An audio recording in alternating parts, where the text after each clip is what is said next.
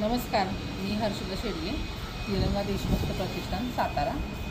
आमची मागणी छत्रपती संभाजी महाराज स्मारक, शाहू महाराज स्मारक, छत्रपती महाराणी वीरूबाई, छत्रपती महाराणी येसूबाई महाराणी साहेब स्मारक व स्वातंत्र्य सैनिक गृहनिर्माण, त्याच पद्धतीने महसूल कर्मचारी अधिकारी गृहनिर्माण या मागणीसाठी आमची जागा मागणीसाठी आमची गेली 5 वर्ष आंदोलन होतं।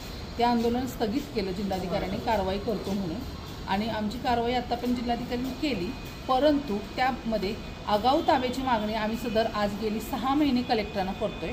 त्याच्यामध्ये जिल्हाधिकारी प्रथम बोलले देता येणार नाही, तोंडी, त्याचं कोणतंही कायदेशीर पत्र नाही कागदी। आम्ही जेव्हा त्यांना कायदा दाखवला तेव्हा त्यांनी आम्हाला सदर बाबतीत चौकशी करा व नियमानुसार कारवाई करा असं सांगण्यात आलं।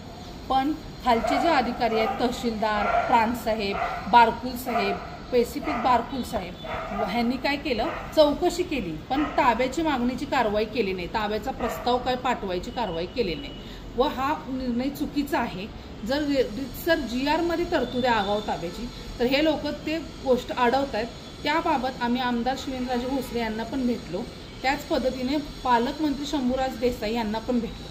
दोघांनी पण कलेक्टरांना सदर बाबतीत कारवाई करा व परत माणसं आमच्याकडे येऊ नका असं पालकमंत्र्यांनी सुद्धा आदेश केले, परंतु पालकमंत्र्यांचा आदेश कलेक्टर जुमनत नाही।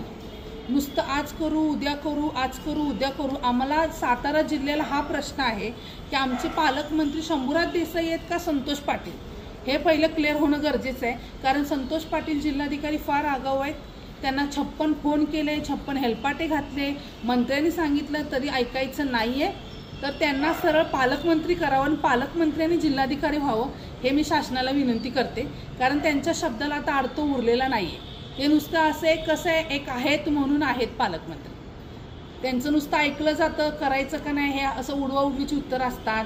मग त्यामुळे जर शंभूराज देसाईंचा दबाव नाही तर हे जे कार्यालय त्यांनी काढलंय, तर हे कार्यालयातून काही होणार नाहीये। मंत्री साहेब, तुम्ही जातीनं लक्ष घाला, कार्यालय काढून कामं होत नाहीत। तुम्ही स्वतः जनतेसाठी आहात इतिहास जिल्ह्याच्या, तर तुम्ही जातीनं लक्ष घालणं गरजेचं आहे। तुम्ही जातीने लोकांची कामं होत आहेत का हे कलेक्टरना विचारणं गरजेचं आहे। कार्यालय काढून नाही जनता सुखी होणार। एवढं सोपं जर कलेक्टर असता, हे गेंड्याच्या कातड्याची लोक असतात, एवढं जर सोपं असतं तुम्हाला इथं येऊन बसायची गरजच काय लागली असती। हे तुम्ही लक्षात धरा, जनतेचे हाल लक्षात धरा आणि मग तुम्ही स्वतः जातीने लक्ष घाला।